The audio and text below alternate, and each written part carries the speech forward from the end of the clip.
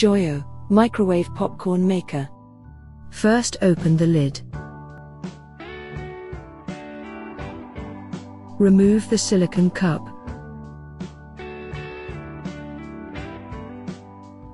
Fill it with kernels. You can add butter and salt to taste. And place at bottom of the popping container. Make sure kernels don't fall under the silicone cup before microwaving. Place the popcorn maker in the center of the microwave. Popcorn will usually be done in 2 minutes. Cooking time may vary with the wattage of your microwave. If more or less time is necessary, adjust the time accordingly. Do not overcook. Give the popper a light shake to let all the unpopped kernels settle to the bottom.